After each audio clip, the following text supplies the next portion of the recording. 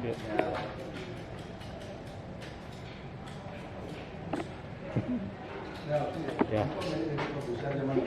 Leh. Alih sih naik terus. Jadi produser seperti sekarang.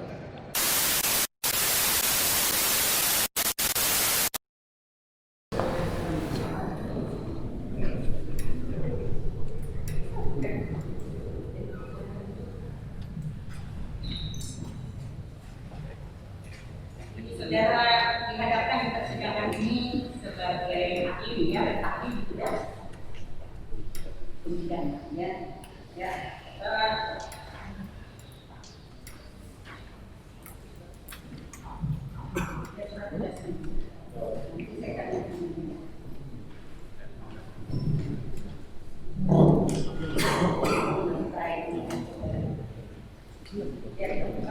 Sebelumnya saya tanya dulu nama saudara, nama lengkapnya.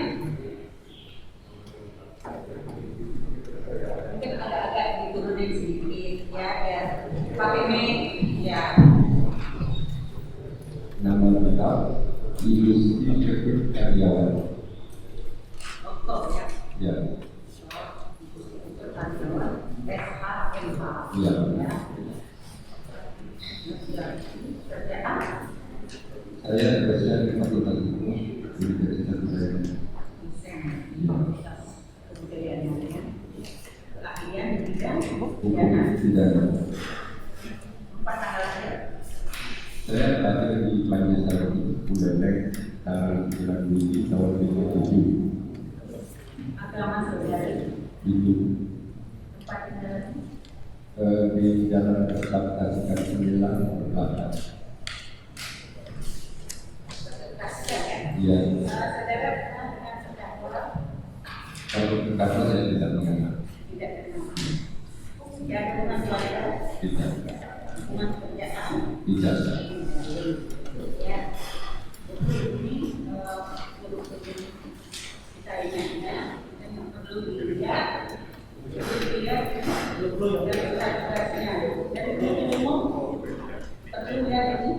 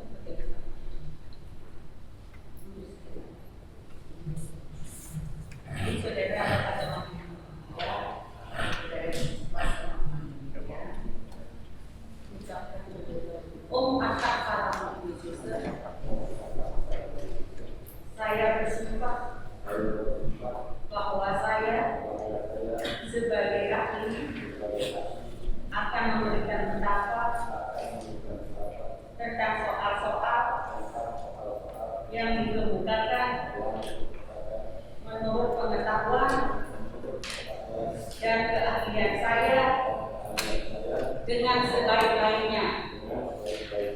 Om Santi Santi Santi Om.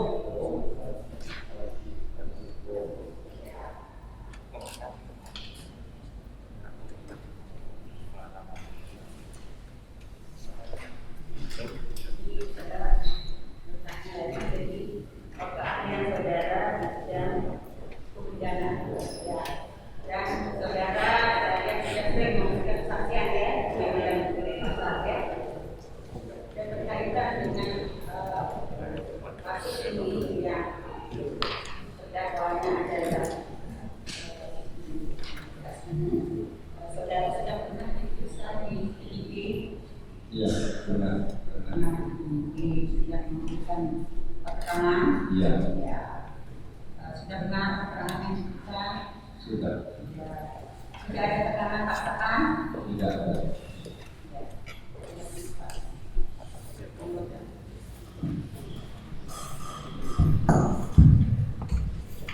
Baik, kami saya langsung saja ada persoalan terkait dengan yang perkara ini. Mungkin di penyidikan sudah disampaikan bahwa saudara ini kata-kata tersangka ini yang dikatakan beberapa pasal di dalam ini maupun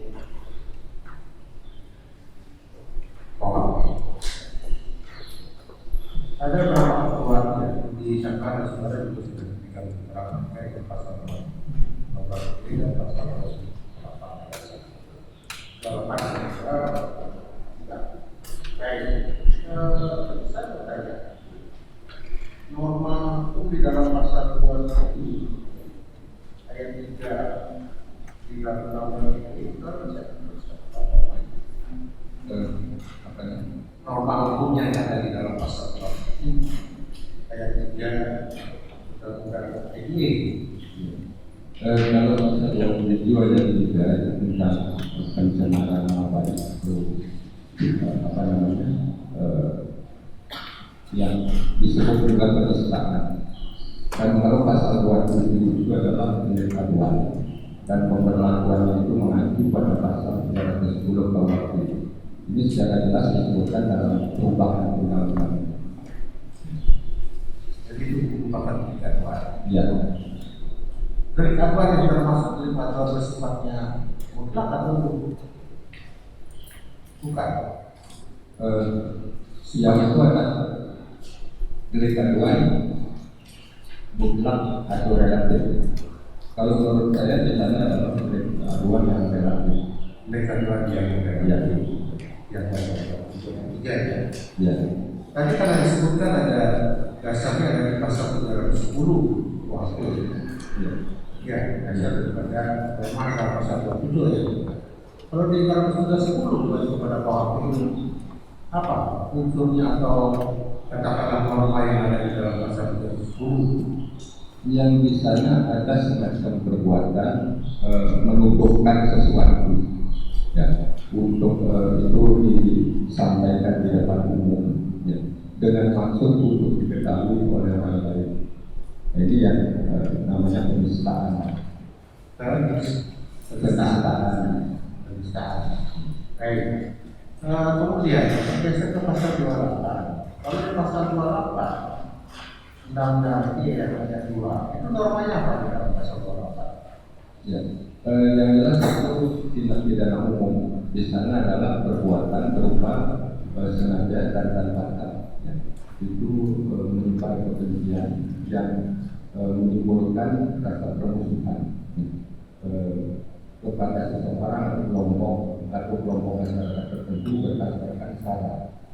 Nah, sara ini suku, agama, ras, dan antar golongan. Baik. Kalau dilihat di situ ada kalimat, ada kata juga menimbulkan. Itu sifatnya sesuatu unsur yang harus menimbul ada atau boleh berpotensi saja? Tidak, kalau menimbulkan ini sudah formil, berbeda dengan mengakibatkan. Ya. Yang saya baca dalam referensi seperti ini. Berarti yang menimbulkan itu adalah dari formil. Ya. Tidak mesti Ya. adanya Ya. akibat berikutnya. Berbeda dengan Ya. itu ya. Ya, kalau delik material kan akibatnya yang dilarang, timbulnya sekitar yang dilarang. Ya. Makanya kalau delik formil dengan delik material itu kapan itu dianggap formil sempurna atau selesai? Kalau dalam delik material itu dengan timbulnya akibat yang dilarang dalam putusan delik, kalau delik formil ini sepanjang terpenuhi unsur-unsur itu sudah dianggap selesai. Baik. Kemudian tadi disebutkan ada syarat Iya. golongan juga. Golongan yang dimaksud di dalam pasal 28 bisa nggak sih? Golongan yang mana saja yang dimaksud dalam pasal 28? Kalau saya melihat itu sara itu suku jelas, agama jelas, kemudian apa namanya suku, agama, ras jelas. Tapi antar golongan itu sebetulnya itu bisa mencakup apa namanya kumpulan-kumpulan yang lebih luas. Ya. Artinya begini, misalnya kalau kita lihat ada golongan apa gitu, misalnya kalau yang paling nyata ya golongan penduduk di Indonesia misalnya, ya. Ada juga misalnya semacam apa namanya perkumpulan gitu yang dalam putusan Mahkamah Konstitusi terakhir itu mengatakan juga entitas yang tidak terwakili dalam antar golongan dalam syarat itu termasuk juga bagian dari apa namanya antar golongan. Baik, dalam undang-undangnya tidak dijelaskan. Kalau itu tidak dijelaskan pengertian golongan itu ada atau tidak? Tidak ada. Justru dalam hal demikian itu didasarkan dari mana?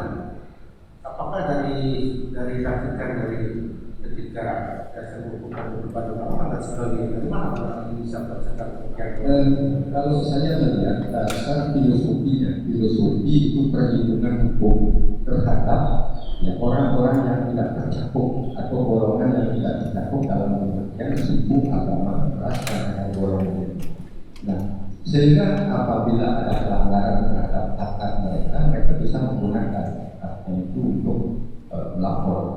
Nah, di sini jelas ya disebutkan entitas yang tidak terwakili dalam pengertian syariat. Ini artinya luas sekali, siapapun bisa disebut entitas. Di luar daripada syariat itu. Iya. Baik, dia berarti apa betul golongan. Kemudian tadi disebutkan bahwa ada permusuhan dan gitu ya, ada satu permusuhan atau menimbulkan rasa kebencian dan kemudian yang saudara maksudkan bahwa tidak pasti harus ada sebagai suatu reformil. Karena reformil itu tidak akibatnya, tapi sepanjang rumusan itu tidak terpenuhi berarti dianggap oleh kesimpulan. Karena itu merupakan suatu rumusan di dalam pasal yang menimbulkan rasa kebencian atau pemusuhan. Itu mau tidak mau kan harus di dalam praktek peradilan yang kita bahkan tidak mau tidak mau harus dibuktikan atau dikaji dalam pemeriksaan. Bagaimana kalau itu mengatakan bahwa reformnya dalam bagian tidak ada rasa kebencian dan pemusuhan itu ada bahwa bagaimana? Ya, artinya kan begini, kalau delik material kan timbulnya akibat itu betul timbul mengakibatkan rasa kebencian, rasa pemusuhan.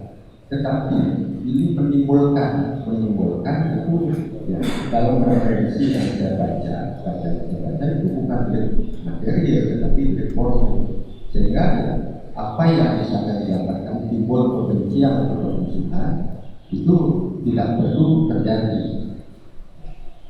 Tapi di situ kan tidak ada kata yang namanya kata dapat, tapi yang menimbulkan.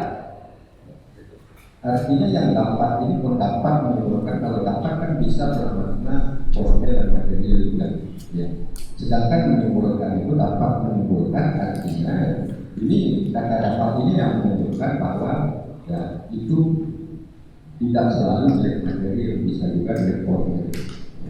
Tapi kalau di sini tidak ada kata dapat yang menimbulkan tanpa ada kata dapat, apakah itu memang mendapat saudara dari delik formil? Tetapi dalam doktrin hukum pidana yang saya tahu ya, itu sarjana itu membedakan menimbulkan dan mengakibatkan. Menimbulkan itu dianggap sebagai formil. Kalau yang mengakibatkan itu yang material itu. Ya, material.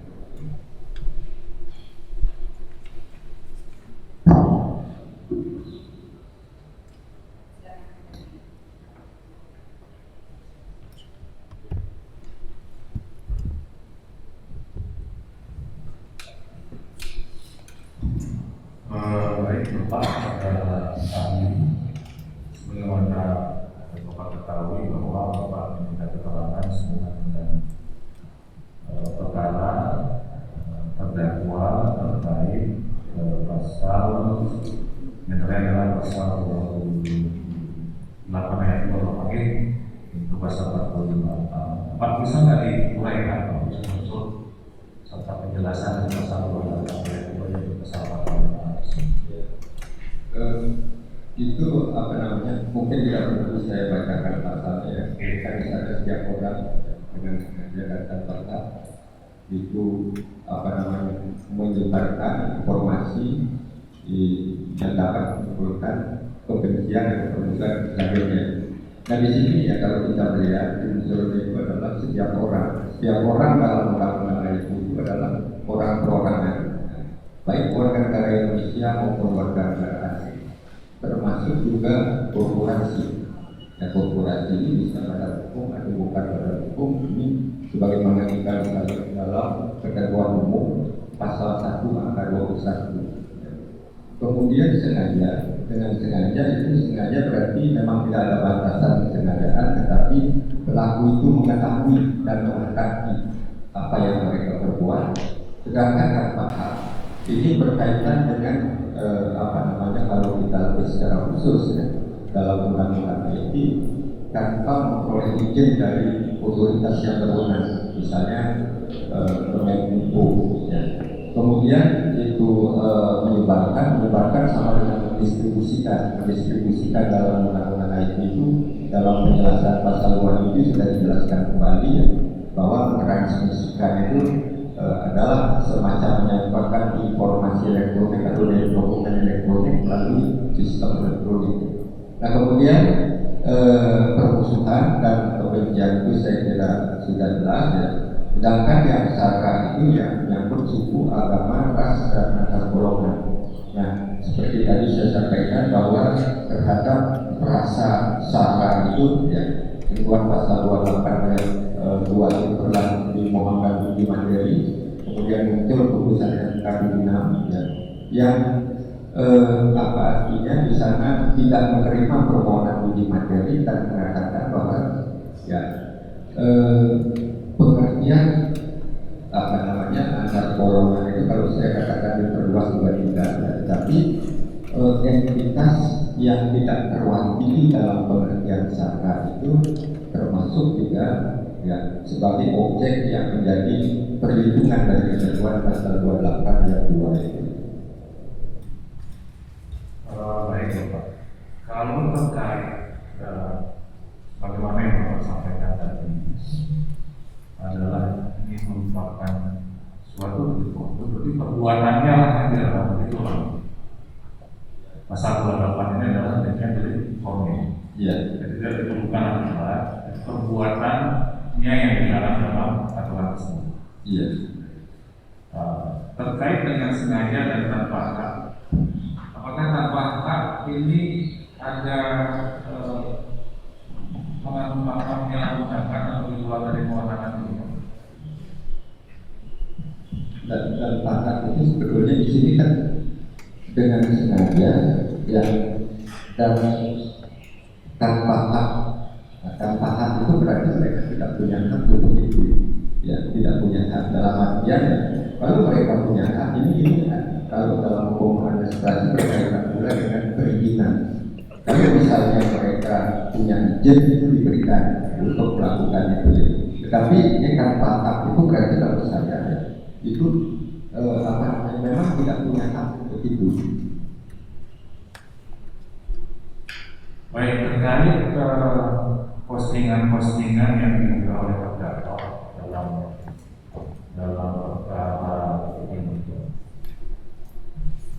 perkara ini, apakah hal tersebut merupakan ada unsur kesengajaan dan tambahan yang dilakukan oleh terdakwa? Iya, kalau saya untuk rekaman tentu tidak bisa mengumpulkan kemudian, tapi saya akan menjelaskan secara normatif kapan perbuatan itu dikatakan dilakukan dengan sengaja. Kalau terdakwa sengaja itu saya tidak menilai itu. Ya.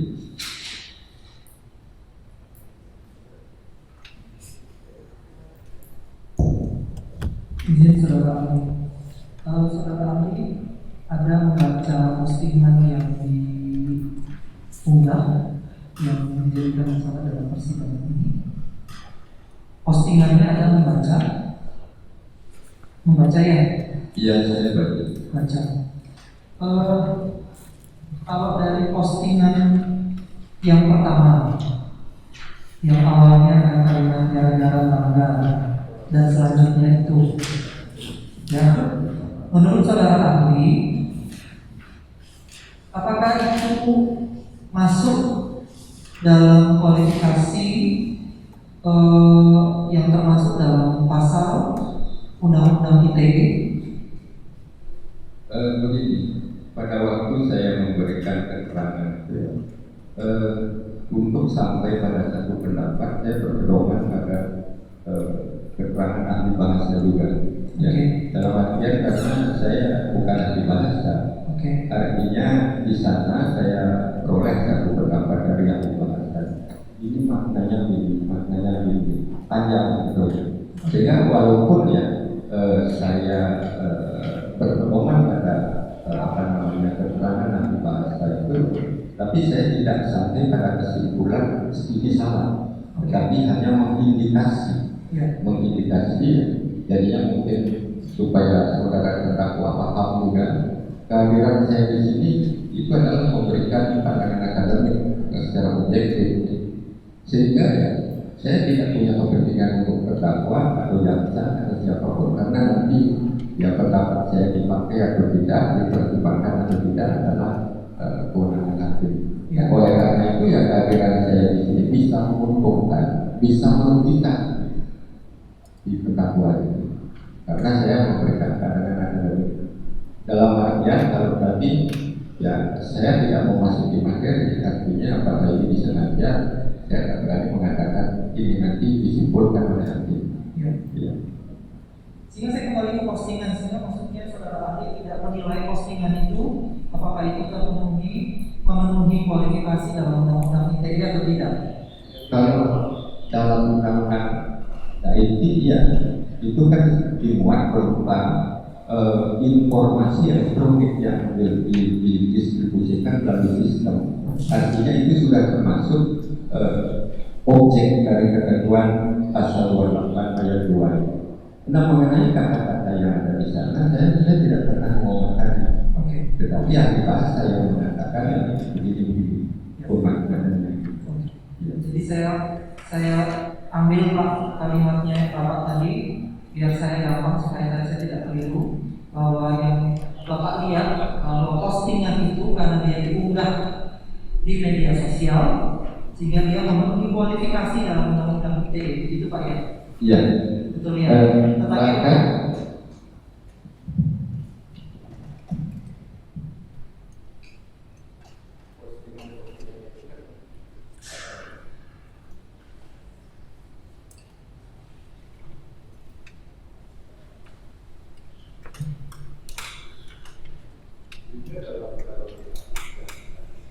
pakai mikrofonnya Bapak biar semakin Bapak pakai mikrofonnya.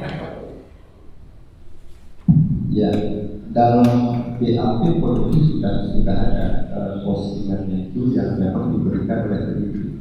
Ya, seperti ini, sehingga bisa saya baca, saya lihat, tetapi kembali yang saya nilai ini informasi elektronik yang disampaikan melalui sistem elektronik. Ya, gitu. Bapak sedikit tambahan. Apakah tambahan itu merupakan bagian dari luar hukum? Ya, tertahap itu sebetulnya lebih sempit ya dari sifat lawan hukum. Lawan hukum itu apakah kalau pengetahuan Bapak artinya apakah harus mengetahui hukum yang tertulis atau seperti apa? Kalau kita mengajar sifat lawan hukum material, sehingga tidak hanya hukum tertulis, peraturan perundang-undangan, tetapi ya rasa kepatuhan dan lain-lain juga menyangkut dalam artian hukum tidak tertulis. Jadi yang Bapak sampaikan bahwa tidak tertulis ada norma kepatutan di sana Bapak. Iya, betul. Ada norma kesopanan juga Bapak. Iya. Jadi tanpa itu adalah juga merupakan bagian atau sifatnya adalah norma hukum, ya tidak hanya tertulis tapi juga norma-norma yang berlaku di masyarakat. Iya, betul. Itu yang berlaku.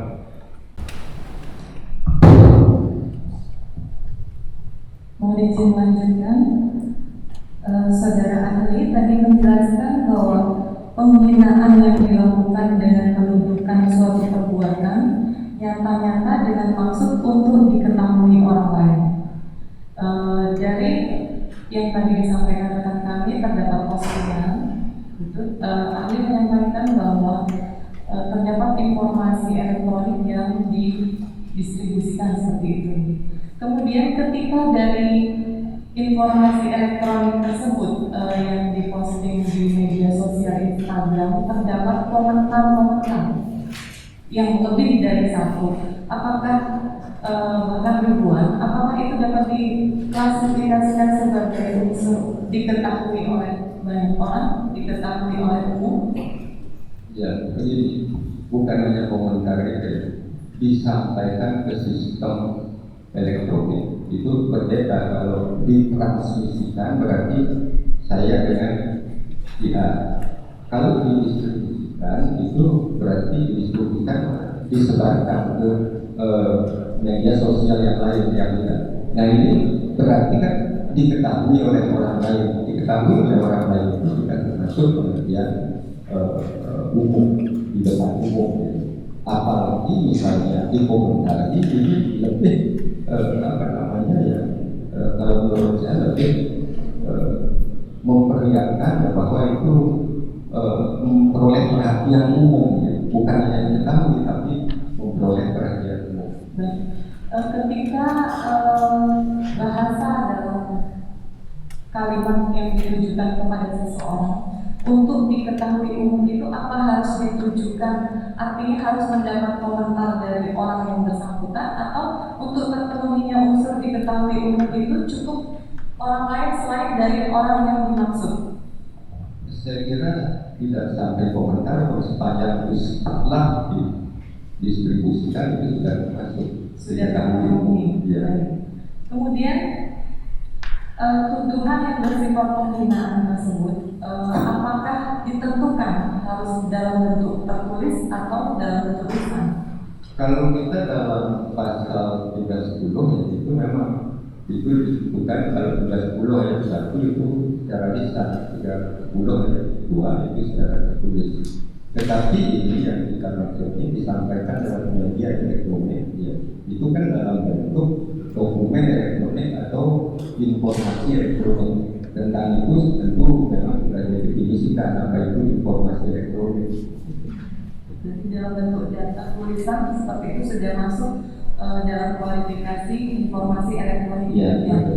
Mohon penjelasan ahli terkait sebagaimana yang ahli sampaikan dalam berita acara pemeriksaan di polisi terkait putusan Mahkamah Agung RI nomor 32K garis KR dari 1974 tanggal 22 April 1975. Di sana ahli menyampaikan bersifat menghina atau tidaknya sebuah kata-kata itu kualifikasinya seperti apa terkait dengan putusan Mahkamah Agung tersebut? Ya, saya kira dalam putusan itu sudah jelas ya, tidak bermaksud menghina pun itu dikatakan bisa. Ya, artinya tidak. Tapi kalau saya ya kurang sependapat dengan putusannya.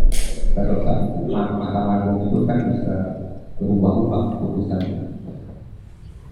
Tapi itu hanya sebagai pedoman.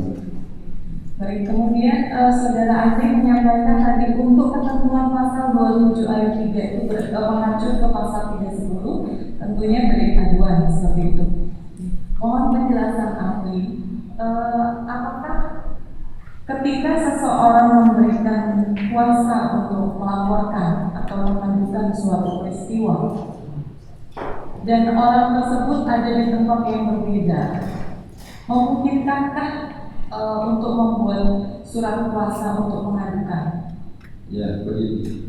Kalau dulu memang pernah terjadi laporan yang dikuasakan itu digugurkan. Tetapi belakangan itu berkembang satu konsep pemikiran dan berangkat dari pasal 108 KUHP bahwa siapa yang berkompeten untuk melapor itu ada dua golongan. Yang pertama adalah orang-orang yang diberikan hak oleh undang-undang. Siapa yang punya hak? Yang hak menurut undang-undang mereka adalah korban mengalami, melihat, mendengar satu tindak pidana. Yang kedua, orang karena kewajiban hukum harus melapor. Misalnya siapa? Orang yang tahu ada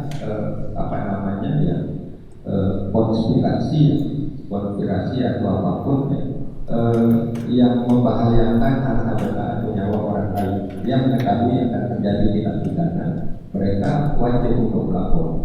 Nah, belakangan itu berkembang lagi pada kasusnya Basuki Cahayapurnama. Itu bahkan orang manapun itu diberikan hak menurut hukum untuk melapor, tetapi mereka itu katanya tidak boleh diperiksa sebagai saksi fakta di pengadilan. Jadi dalam perkembangannya siapapun berhak untuk melaporkan maupun mengadukan sepanjang mengetahui, begitu intinya. Ya, artinya itu kewajiban menurut hukum disebut seperti itu. Memang kalau kita mengetahui adanya kesepakatan orang ini sepakat untuk membunuh si A gitu misalnya, apakah kita harus melapor? Menurut kewajiban hukum kita harus melapor. Baik. Kemudian ketika seseorang membuat aduan, tentunya boleh kita sebut di kantor polisi, apakah yang bersangkutan harus membuat aduan itu sendiri, atau kalau boleh kami ilustrasikan, seseorang datang kemudian membuat aduan, menyampaikan aduannya, apakah diperkenankan ataukah penyidik yang mengetikkan surat kuasa tersebut, namun ditandatangani oleh si pengadu? Mohon penjelasan Anda. Begini, itu kan ada di sana sentra pelayanan kepolisian SPKT terpadu. Kalau kita misalnya melapor atau mengadu, pasti kita yang mengetik, dan pasti polisi yang mengetik, yang menerima di sana. Cuma biasanya ya dalam praktek begini, misalnya ada teman lawyer yang berkonsultasi, dia mau melapor, nanti akan gini aja, gimana ini print out, kemudian polisi akan itu nggak perlu kita sehingga lebih sistematis, yang penting tetap polisi yang menerima. Baik, jadi tidak menyebabkan itu menjadi batal seperti itu surat aduan tersebut yang dapat diilustrasikan. Misalkan seorang klien datang kepada penasihat hukumnya, tentunya tidak mungkin klien yang mengetikkan surat kuasa tersebut, sepanjang dia mengetahui isi dan menandatanganinya. Bisa dikatakan seperti itu? Dalam artian kan begini jelas. Ini misalnya di depan ini sentra pelayanan, saya akan melapor. Beliau mengetikkan apakah saya harus mengetik sana, gitu kan bukan itu. Kita cerita yang kita yang mengetik. Ya. Baik, demikian cukup majelis. Ya, terima kasih.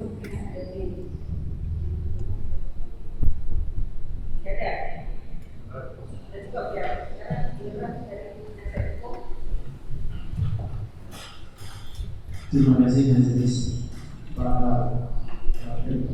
ahli ya. Terima kasih sudah memberi penjelasan. Jadi ahli mengatakan bahwa ahli tidak bisa menilai tentang bahasa, karena itu adalah merujuk kepada pendapat ahli bahasa yang disampaikan oleh penyidik. Di sini juga ada pertanyaan ahli FD, penjelasan FD, yaitu bahwa makna kalimat yang diubah dalam akun Instagram dengan nama akun JXit dengan nama tersebut yang diterangkan oleh ahli bahasa tersebut ya dapat dipedomani. Ada begitu ya. Dia juga dikatakan dengan mempedomani maka indikasi menggunakan istilah indikasi. Pertanyaan saya, apabila keterangan ahli bahasa berubah ya, bagaimana pendapat ahli terkait dengan pemaknaan kalimat itu berubah? Ya. Apakah perubahan itu dilakukan dalam perubahan BAP atau mungkin setelah diperiksa di persidangan lain? Saya tetap berpedoman pada apa yang pernah disampaikan. Ya. Kalau misalnya di persidangannya berubah, ya memberikan pemaknaan yang berbeda, berubah, ya itu bagaimana kalau di persidangan? Pendapat ahli? Saya tidak akan berpedoman pada yang berbeda di persidangan karena itu banyak waktu. Nanti melihat ada yang BAP ya. Ya betul. Tapi dalam keilmuan kan ada sangat namanya pembaruan, pembaharuan, fakta, pembaruan temuan yang merubah satu kondisi atau pendapat atau doktrin itu bagaimana? Iya, kalau itu berbeda. Ya, berbeda artinya kan kalau keilmuan itu pasti berkembang. Makanya kan ada doktrin sama dengan ini. Kalau kita bicara tentang ilmu pengetahuan itu ya ini kan dia akan well of science, perputaran ilmu pengetahuan dari teori, hipotesis, ya, kemudian observasi, generalisasi empiris, kembali lagi ke teori akan terus begitu. Yang kebaruan itu iya, tetapi dalam konteks ini ya, karena saya sudah baca bahwa ahli pendapat bahasa itu begini, ya, menurut dia memaknai seperti ini. Saya mengacu pada itu, karena saya ya, dan ini apa namanya dalam artian kalau saya kan tidak, walaupun saya bisa berbahasa Indonesia, tetapi kan secara bahasa itu kan memaknai kalimat itu tidak bisa, ya. Jadi tetap menggunakan data indikasi seperti itu ya. Pertanyaan kedua, tadi ada tentang apa itu pasal 27 Undang-Undang ITE ayat 2 ya. Ayat 3 ya. Itu merujuk sebagai penghinaan, merujuk pada pasal 3, merujuk pada pasal berapa tadi? 310 dan 310 ya. Itu dia pasal 310 itu intinya sebagai delik aduan apa?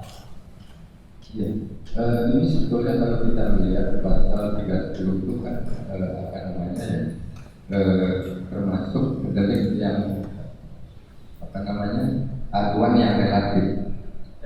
Iya. Selain relatif ada delik aduan yang absolut.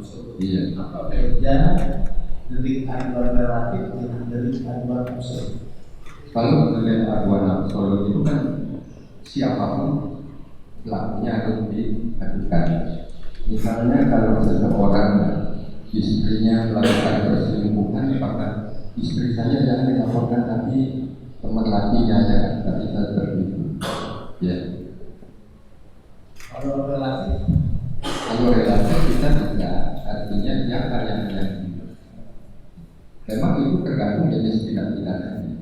delik aduan itu berpulang kepada korban atau kepada si pelaku? Apa itu? Pelaporan. Ya, korban. Korban Iya. Korban. Iya. Korbannya. Kalau yang relatif dengan absolut, pembedaannya sebagai korban gimana? Ya, yang korban itu siapa? Siapa? Ya, siapa sebagai korban? Misalnya kalau tadi ya, misalnya ada Dalam absolut ya, sebagai korban, bagaimana penjelasan ahli? Di dalam relatif sebagai korban Apa yang bisa dijelaskan? Artinya kalau mau bilang itu ya semua pelakunya itu harus bukan, dia tidak bisa memilih ini, tidak bisa. Harus siapa yang terlibat sebagai pelaku itu harus semuanya dia bisa. Di dalam delik aduan absolut, ya, korban harus disebut secara jelas, atau bagaimana? Ya, korbannya kan harus disebut dari jelas. Yang paling ada korban. Identitasnya apa yang harus disebut secara jelas? Ya kalau orang ya jelas. Orang nama, Iya. gitu ya. Iya.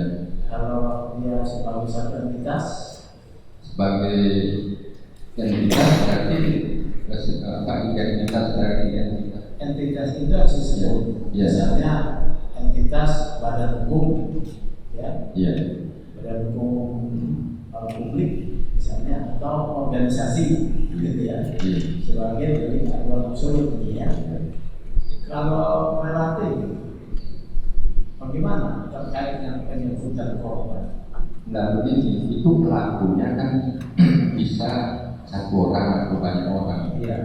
Kalau yang maksudnya siapa yang diadukan, kalau dalam yang mutlak itu semua pelaku itu harus kecuali harus dilakukan. Kita tidak bisa meminta. Kalau yang relatif Bisa mengira, ya. ya. Pasal 310 memuat unsur apa? Pasal 310 bisa disebutkan pasal 310. Saya tidak suka mengatakan, tetapi memaknai bukan ada bagi siapa, ya itu dengan sengaja sebagai maksud di sana menuduhkan kepada orang melakukan suatu ya dengan maksud supaya diketahui oleh umum. Artinya di sini orang itu ya dengan sengaja, ya artinya kesengajaan itu sebagai maksud offset atau objek itu tuju pada orang itu terjemah dan diketahui oleh umum. Menuduhkan sesuatu berarti di sana orang itu dituduh melakukan sesuatu, terlepas dari yang dituduhkan itu apakah tidak pidana atau bukan. Dan jelas di sana si A suka madeng, si B suka ini gitu. Tapi ada tuduhan. Ya, jadi itu kan disampaikan kalau yang 310 itu disampaikan secara lisan, berarti saya menyampaikan kepada orang lain dan yang lain ada mendengar. Kalau yang tertulis itu yang 310 ayat 2 itu kan disebarkan dalam bentuk tulisan.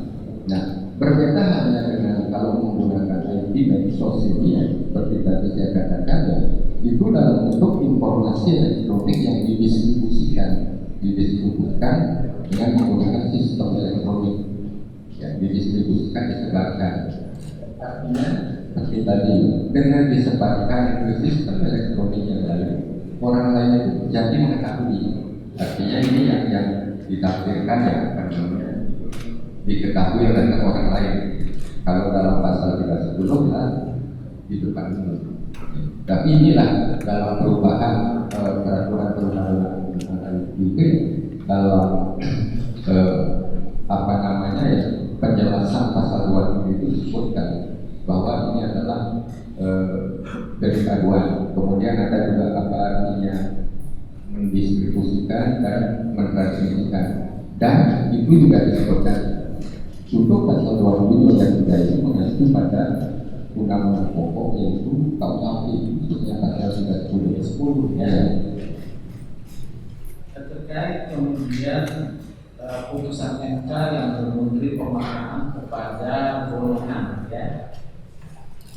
Tadi sudah disebutkan oleh ahli, ini akan mencakup pada kelompok-kelompok yang tidak terlalu dalam suku, ras, agama. Ahli, pendapat ahli atas putusan tersebut dengan pertanyaan saya ini, itu terlalu luas menimbulkan kepastian hukum atau memenuhi satu pemenuhan kepentingan penemuan keadilan atau bagaimana? Iya, kalau menurut saya begini, itu sampai ada putusan yang demikian. Ini artinya di sana dalam bagian pertimbangannya itu disebutkan ini adalah manakala kita katakan entitas itu tidak termasuk di sana, tetapi mereka mendapat perlakuan seperti itu, kan tidak ada dasar hukumnya untuk lapor. Sehingga ya, kalau menurut saya di sini ya, ini memang agak sama-sama, tetapi kan gini, yang namanya undang-undang itu kan dia berlaku umum, abstrak umum. Tetapi manakala ada kasus ini akan mendapatkan individual konkret kayaknya. Nah, pada prinsipnya penegakan hukum itu adalah interpretasi. Kenapa saya sebut interpretasi? Sifat ilmu hukum yang sui generis, yang preskriptif dan juga hermeneutik. Hermeneutik itu interpretasi. Jadi disinilah sebetulnya yang kita peroleh satu pemahaman ya, bahwa pada prinsipnya penegakan hukum itu interpretasi. Nah, terhadap persoalan ini pernah juga saya memberikan keterangan di persidangan di pengadilan negeri Singaraja, dan itu dinyatakan terbukti bahwa ini entitas. Ya. Diwadahi dalam golongan tersebut. Ya. Jadi setuju ya dengan keputusan Mahkamah Konstitusi itu? Kalau menurut saya ya. Tidak Iya. Itu dibahas dalam proses di MK ya.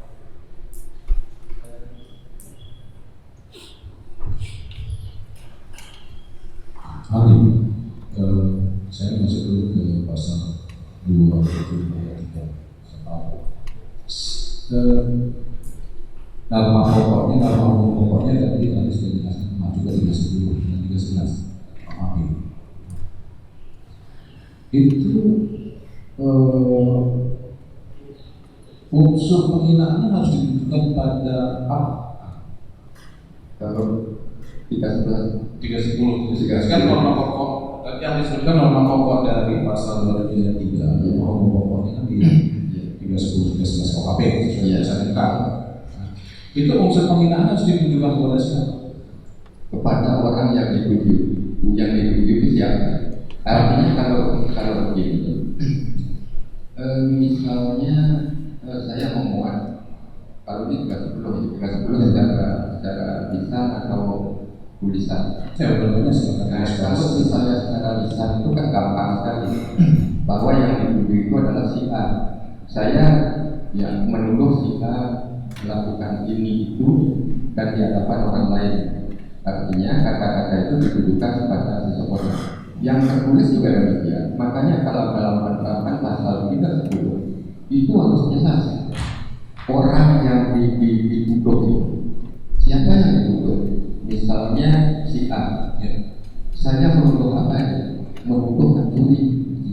Dan kata-kata yang saya ucapkan didengar oleh orang lain. Artinya itu diketahui umum. Saya mengatakan demikian supaya si A ini tercemar. Maksud saya seperti itu, offset al-offset. Nah, perbedaannya dengan apa namanya? Kalau itu melalui media sosial, itu dalam media sosial itu kan ada jejaringnya. Sehingga secara otomatis misalnya ya ber-WA gitu, misalnya ber-micet gitu, atau Instagram, itu secara otomatis akan sampai kepada orang lain. Baik. Dan artinya itu unsur harus ditujukan pada penghormatan dan nama baik seseorang, betul? Kalau perorangan iya, makanya di sana kan ada disebutkan menimbulkan perbuatan kebencian. Bukan, itu pasal 27 itu pasal 28. Kan saya masih pasal 28. Oh ya.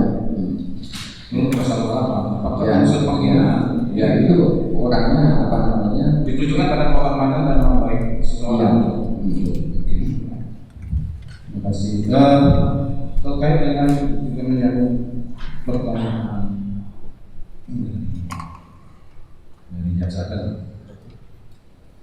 Kalau sekali lagi pasal 23 norma pokoknya 310 311 dalam konteks kemudian pengaduannya, siapa yang harus mengadu?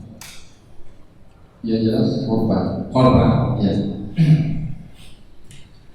Apakah kalau ada korban yang memberikan kuasa untuk mengadukan satu tindak pidana pasal 27, apakah itu dibenarkan? Ya. Tadi saya sudah sampaikan ya. Tak menurut undang-undang, kewajiban menurut hukum. Ya. Dalam praktek juga ada ya. Itu, tapi pernah kasus itu digugurkan karena pelapor kuasa, tapi itu memang tidak pernah diperiksa yang korbannya. Ya. Tetapi dalam perkembangan yang lain yang saya ikuti semenjak kasus-kasus Hidayat Purnama ini, siapapun boleh melapor karena itu dianggap sebagai kewajiban hukum.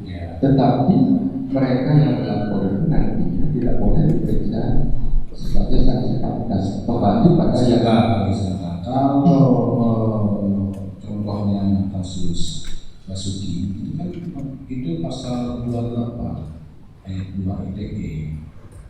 Tapi saya masih bertanya terkait dengan telah beli pasal 23 yang nomor yang disebut di 11 KUHP. Menggunakan contoh kasus Basuki Cahayapurnama menjadi tepat dalam penjelasan ahli. Karena yang saya tanyakan adalah apakah korban yang merasa dicemarkan atau dihina kemudian menggunakan pasal 23 ITE, kemudian memberikan kuasa kepada orang untuk mengadukan tindak pidana tersebut. Korban memberikan kuasa kepada seseorang untuk mengadukan tindak pidana tersebut. Apakah itu dibenarkan menurut Anda? Ya, kalau saya kenapa tidak? Ya, baik, kalau itu dibenarkan, pertanyaan saya, apakah kemudian orang yang diberikan kuasa tersebut secara mutatis adalah korban? Bukan korban.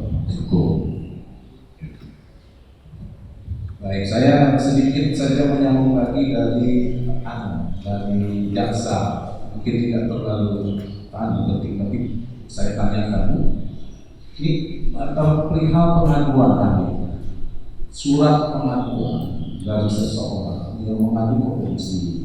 Tadi saya dengar tadi kan menyampaikan begini, ada seseorang mengadu ke SKPD lalu diketikkan oleh polisi karena tidak mungkin mengadu ke tempat polisi begitu kan.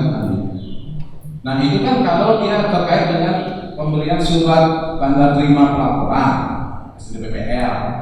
Tapi kalau begini seseorang itu mengadu, kan biasanya membuat surat sendiri, bukan yang surat yang akan diserahkan kepada polisi. Biasanya contoh misalnya begini, seseorang akan mengadu membuat surat perihal pengaduan terkait tindak pidana undang pasal 27 ayat 3 ITE ditujukan kepada yang terhormat di Reskrim Sus Polda Bali. Dengan hormat, saya yang bertanda di bawah ini nama segini ini mengadukan saya bertindak atas nama organisasi IDI dan selaku dokter mengadukan tindak pidana bla bla bla bla bla bla dan pasal 16 Juni 2020 tertanda misalkan Dr. Putra Suteja tanda tangan. Ini bukan surat yang secara kalau memaknai suratnya itu adalah surat yang dibuat oleh si individu, si pelaku, si pengadu kepada kepolisian. Bukan apa yang dia ucapkan diketik menjadi surat tanda pelaporan atau berita acara pemeriksaan pelaporan atau pengaduan bukan. Nah kalau surat yang buat pribadi yang ditujukan kepada aparat berwenang, kepada pihak berwenang, lalu ternyata faktanya dia sebetulnya datang ke SKPD tulisan tanpa surat, dan kemudian ada di satu berkas perkara dan dipuji di depan pengadilan, kemudian si pelapor itu mengakui bahwa dia tidak pernah membuat surat, tidak pernah mengetik, tapi mengakui bahwa itu diketikkan oleh polisi termasuk isinya, dia hanya tanda tangan saja kemudian. Bagaimana menurut pandangan hakim? Kalau kita bicara prosedur penegakan hukum pidana, gimana? Proses artinya apakah yang diketik itu benar sesuai dengan apa yang dikehendaki oleh pengadunya kan? Lain misalnya kalau itu justru yang mengadu itu mengatakan tak, tetapi polisi mengatakan melebih-lebihi itu misalnya itu yang tidak bisa dibenarkan. Kalau polisi mengetik melebih-lebihi itu tidak benar. Iya. Bagaimana kalau isi ketikan yang diketikkan oleh polisi itu melebihi dari ruang lingkup surat kuasa yang dikuasakan oleh korban kepada si pengadu? Kan begini, korban misalkan saya misalkan saya menerima surat kuasa dari pengadu, dari korban. Saya diminta untuk saya diberikan kekuasaan atau surat kuasa itu untuk melaporkan tindak penghinaan terhadap ID yang dilakukan oleh akun JRP SID. Begitu saja bunyi. Untuk melaporkan tindak pidana penghinaan kepada ID. Lalu surat yang tadi misalnya kita bahas yang diketikkan oleh polisi, pertama bertindak sebagai penerima kuasa dan kemudian individu, lalu di situ dilaporkan itu kemudian memasukkan bukan hanya delik penghinaan sebagai aduannya, tetapi juga penyebaran kebencian berdasarkan syarat itu. Menurut pendapat kalian? Kalau yang melebihkan itu justru ya sudah tidak dibenarkan kan. Kalau itu memang lebih-lebih dalam artian ya. Kalau dalam hukum pidana melapor saya belum pernah melihat kuasa melapor belum pernah. Tapi kalau dalam hukum pidana kan ada kuasa. Nah, apa yang dikuasakan itu kan jelas di sana. Misalnya untuk melakukan perbuatan itu kan kemudian. Nah, sebatas itulah. Kalau dalam hukum pidana memang kami belum pernah melihat surat kuasa untuk melapor. Baik, terima kasih Pak Adi. Baik, sekarang saya masuk ke konteks pasal 28 tadi yang terkait dengan kebencian berdasarkan syarat. Ahli tadi menyebutkan bahwa pengertian antar golongan itu adalah semua entitas yang tidak diwakili oleh suku, agama, atau ras, sebagaimana putusan MK nomor 76/2017. Nah, ini menurut kami semua entitas di luar syarat suku, agama, ras itu luas sekali. Apakah itu berkesesuaian dengan asas legalitas atau tidak dalam hukum pidana? Menurut pendapat Anda? Ya, kembali ya. Kalau saya bertanyakan apakah asas legalitas itu diberlakukan secara mutlak, saya mengatakan tidak. Kenapa? Undang-undang tentang kekuasaan kehakiman jelas itu hakim tidak boleh menolak dengan alasan tidak menghukum, tidak mengatur. Kemudian mengikuti rasa keadilan dalam masyarakat. Itu jelas tidak mutlak. Artinya kembali pada persoalan tadi bahwa apalagi kita masih mengenal hukum adat. Tentu berbeda dengan Aceh dan Papua yang mereka mengenal pengadilannya sendiri. Tetapi kalau di luar itu ya, memang berlaku asas legalitas, tetapi tidak diberlakukan secara mutlak. Itu. Nah, kembali pada persoalan tadi bahwa pada prinsipnya penegakan hukum itu adalah penafsiran, sehingga yang dimaksud dengan entitas itu akan akhirnya yang menilai ini masuk entitas ya. Ya, tentu ya kami hanya bisa menjelaskan secara keilmuan bahwa entitas itu ya yang dalam yang kali itu filosofi putusannya saya baca sangat positif. Ya, manakala suatu organisasi, kalau saya katakan organisasi yang memperoleh perlakuan pasal 28 ayat 2 ini, mana mereka harus melakukan pelaporan manakala mereka dianggap tidak termasuk suku, agama, atas dan golongan. Iya, kalau luas seperti itu, kemudian ahli berpendapat bahwa itu adalah jadi kewenangan hakim untuk menilai entitas atau tidak. Sementara pasal 28 ayat 2 ancaman hukumannya lebih dari 5 tahun yang memungkinkan seseorang yang disangkakan hal itu bisa ditahan apakah kemudian itu tidak menjadikan dia semena-mena? Kalau menurut saya ya, ini kan sudah dilalui satu proses. Artinya gimana? Kalau kita katakan semena-mena di dalam proses penyidikan, nah, misalnya pada waktu penetapan tersangka itu ada upaya pra-peradilan, nah setelah itu pengadilan tingkat pertama tidak puas ya, ada upaya hukum banding sampai nanti PK dan demikian. Nah, kalau kita katakan di sana ada kesewenang-wenangan, saya kira kurang tepat. Ya. Ahli terkait, walaupun ahli bilang bahwa asas legalitas tidak mutlak, bagaimana dengan pengertian antar golongan yang tidak dijelaskan, tapi kemudian dibentuk norma baru oleh MK bahwa itu semua entitas di luar suku agama ras. Lalu terkait dengan lex stricta, terkait juga dengan lex certa, pendapat ahli gimana? Ya, kalau lex stricta itu ya, itu kan harus ada dalam undang-undangnya. Ya, ini putusan Mahkamah Konstitusi, bukan undang-undang. Artinya dalam putusan Mahkamah Konstitusi nanti diperintahkan lagi untuk memuat dalam lembaga negara, sehingga itu mengikat, bukan undang-undangnya. Kalau lex stricta dan lex certa, iya betul harus ada kejelasan dan strict mutlak kalau ini pasti ada. Ya, yang saya tanyakan bukan lex stricta, bukan.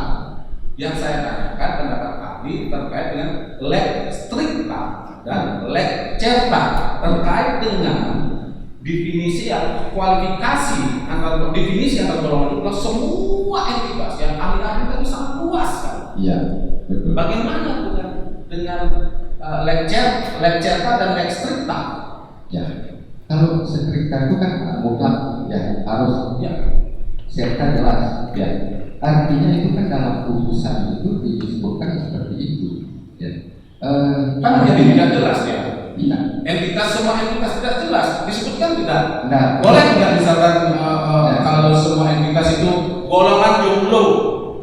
Ya, begini. Golongan jomblo Indonesia tersinggung karena dibilang jomblo itu tidak patut hidup gitu misalnya. Ya. Kan bisa begitu.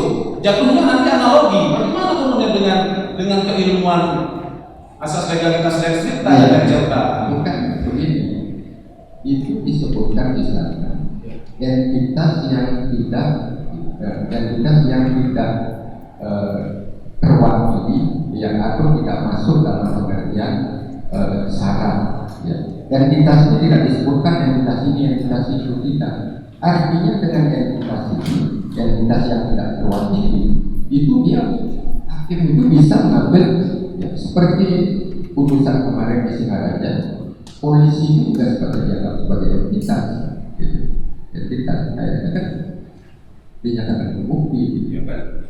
Itu tadi saya maksudkan kenapa saya tanya lex certa, lex stricta, harus strict. Kemudian certa tidak bisa dianalogikan, itu kan jatuhnya nanti analogi. Kalau begitu luas, tidak ada batasan entitas apapun, tidak ada batasan. Yang dianalogikan itu kan kalau dalam hukum pidana memang tidak boleh ada. Tidak boleh analogi. Tetapi ini putusan Mahkamah Konstitusi yang putusannya seperti itu. Apakah putusan hakim itu harus lex stricta, lex certa? Bukan, kalau saya menurut saya bukan. Menurut kali tidak bertentangan dengan lex certa dan lex stricta. Nah, kalau itu rumusannya dalam undang-undang ya, tetapi di dalam putusan kan digunakan.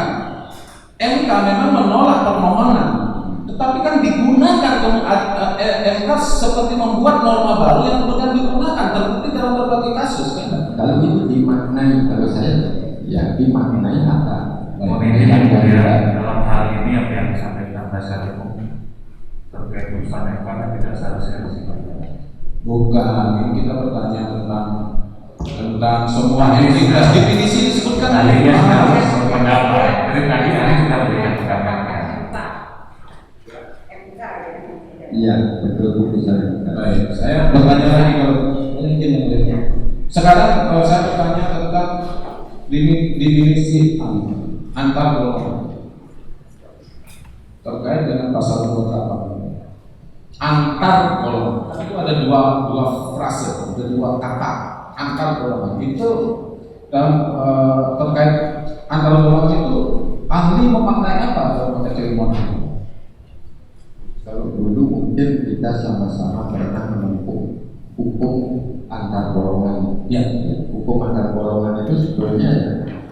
semacam apa namanya, misalnya kalau di Indonesia ada semacam pembagian penduduk ya, Eropa, Timur Asing dan Asia Putra ya gitu. Nah ini ada golongan, kadang-kadang ada juga yang didefinisikan ya lebih dari itu, bahwa antar golongan ini termasuk juga ya golongan-golongan tertentu yang ada dalam masyarakat.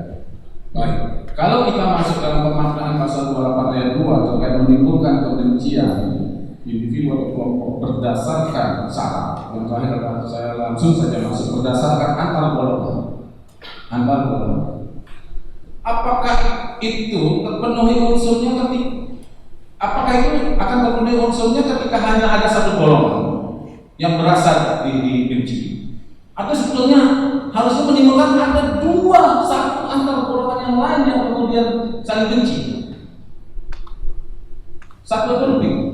Kalau saya begini, kalau dimaknai seperti itu bukan berarti satu golongan, tetapi yang melakukan satu perbuatan itu kan termasuk golongan yang lain. Apakah golongan mana? Ya. Kalau kita maknai lebih sempit seperti itu, bukan. Kalau dia bukan golongan, kalau yang melakukan misalkan yang diduga lakukan bukan golongan, dia tidak termasuk golongan. Ya, kalau kita melihat antar golongan kan jelas seperti itu, harus ada dua golongan kan, antar golongan ke golongan ini, golongan ini. Berarti misalkan ada satu postingan gitu ya, ditujukan misalkan kepada satu organisasi profesi gitu, satu atas pada ID, lalu tidak ada lagi golongan yang lain, terpenuhi nggak definisi antar golongan? Antar golongan menimbulkan kebencian seseorang atau kelompok masyarakat berdasarkan antar golongan, terpenuhi? Iya, ya jelas tidak. Tidak. Ya. Kalau satu golongan saya berarti tidak ya? Iya. Baik, itu saja. Cukup untuk pasal 28. Terima kasih. Satu golongan saja tidak memenuhi unsur kebencian berdasarkan sara itu. Baik, nanti saya terlewat dari mohon maaf. Ahli,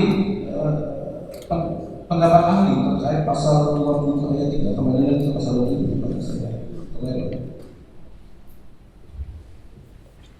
itu masuk ke prinsip premium remedium atau ultimum remedium sebetulnya? Yang pasal 27, yang pasal 27 ayat 3, penghinaan. Mohon izin. Kalau pasalnya saya tidak bisa menilai itu ultimum remedium atau primum remedium, karena ya, kalau kita melihat hukum pidana bersifat ultimum remedium, artinya hukum pidana itu sebagai upaya terakhir diterapkan manakala sanksi lain tidak dapat dilakukan sebagai upaya terakhir. Kalau primum remedium kan lebih diutamakan, itu yang diutamakan. Baik, dalam hukum pidana itu prinsipnya ada ultimum remedium, harus ada upaya-upaya dari sebelumnya. Semisal menurut para ahli, upaya-upaya apa sih yang seharusnya dilakukan dalam konteks ultimum remedium sebelum melakukan pembenahan atau apa melakukan? Ya, begini, itu kan penerapan itu sebagai upaya terakhir apabila sanksi lain, misalnya sanksi administrasi tidak itu dalam konteks pasal. Tetapi dalam hukum pidana ya, ini dalam hal itu delik aduan, itu kan ada juga ya, itu boleh ditarik sebelum ya, dilakukan penuntutan. Misalnya ada upaya yang misalnya mohon maaf ya, atau apa, nah, dengan demikian kemudian aduannya itu dicabut.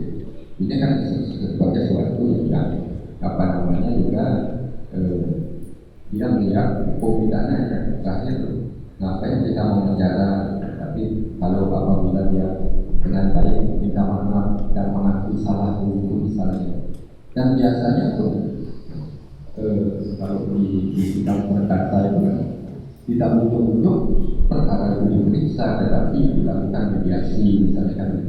Nah, kalau di kepolisian juga ada semacam kadang-kadang polisi itu menyarankan untuk pertama kalau itu misalnya masalah penipuan untuk pengelapan. Kalau penganiayaan beda lagi. Apakah ahli mengetahui perkembangan dalam proses pidana terkait dengan restoratif justice, keadilan restoratif, yang juga diberikan kewenangan kepada polisi, pihak polisian untuk tidak lagi bisa perkara, dia bisa semacam restoratifnya spesial mediasi gitu. Ya, begini, kalau istilah restoratif justice itu kan akan dikenal dalam SPPA, sistem peradilan pidana anak. Ini dalam undang-undang itu jelas di sana ada diversi. Diversi itu adalah upaya ya supaya seorang anak itu tidak masuk ke proses peradilan pidana. Nah, wewenang diversi itu diberikan pada polisi, jaksa dan juga hakim. Tapi ada syaratnya, tidak diancam pidana lebih dari 7 tahun kemudian tidak residivis. Tetapi itu diversi itu kan wajib. Nah, dalam praktek sekarang di kepolisian itu yang sudah pernah saya alami, ya, memang ada upaya seperti itu, misalnya penggelapan tetapi nilainya tidak terlalu besar. Ya. Kemudian apakah itu perempuan penggelapan itu diusahakan di mediasi. Nah, ini kan salah satu contoh bahwa polisi itu sudah melakukan walaupun itu di luar tapi itulah yang terjadi. Bagaimana menurut pendapat ahli apabila ada satu peristiwa pidana yang kemudian dilaporkan tidak menempatkan hukum pidana sebagai jalan terakhir, artinya tidak ada upaya mediasi, tidak ada upaya peringatan, tidak ada kemudian upaya restoratif justice, padahal misalkan Polri sudah ada perkara 68 surat edaran itu restoratif justice sepanjang dimulai dari penyidikan dan sebelum SPDP. Menurut pandangan itu kan positif. Bahkan kalau tidak salah ya, kejaksaan pun ada perjalanan yang itu dalam sudah diperiksa di persidangan apabila uang itu dikembalikan dihentikan penuntutannya. Ini kan sebagai satu upaya. Tapi yang terakhir ya memang dalam UHAP ya rancangan UHAP itu memang ya diusahakan hal-hal seperti itu. Banyak hal yang nanti ya, berakibat pada lebih banyak pada pertanian. Ya. Apabila itu tidak dilakukan sebetulnya apa pendapat ahli? Artinya langsung saja ujung-ujung pidana ada jalan semas restoratif. Kalau itu kan positif sifat artinya. Ya. Baik, saya pikir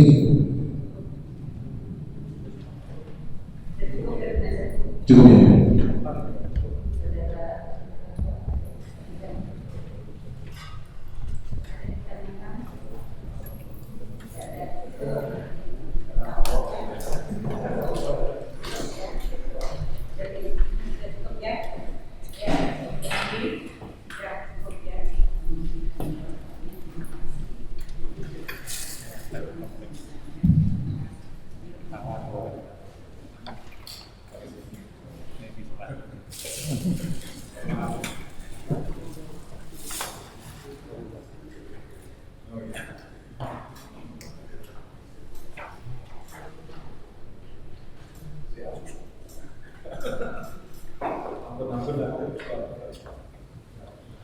Tadi saat sidang tadi terungkap jika surat kuasa dari PBID pusat kepada ID Bali adalah untuk melaporkan saya dengan pencemaran nama baik. Jadi tidak ada tidak ada perintah dari PBID pusat untuk melaporkan saya di pasal 28 atau ujaran kebencian. Nah, jadi jika ID Bali memang tidak ingin dimanfaatkan oleh pihak-pihak lain yang ingin memenjarakan saya dengan pasal 28, karena pasal 28 itu bisa menahan orang, dan pasal pencemaran nama baik itu masih bisa tidak ditahan. Pasal 27 masih bisa tidak ditahan, dan pasal 28 itu mengharuskan orang bisa ditahan. Dan jika ID Bali tidak ingin diadu domba dengan rakyat, karena sudah jelas ada permainan di sini, sebaiknya ID Bali segera mengklarifikasi siapa yang memesan pasal 28 tersebut. Oke. Terima kasih. Dalam pidana tadi ada unsur pasal 28-nya gimana? Itu aja.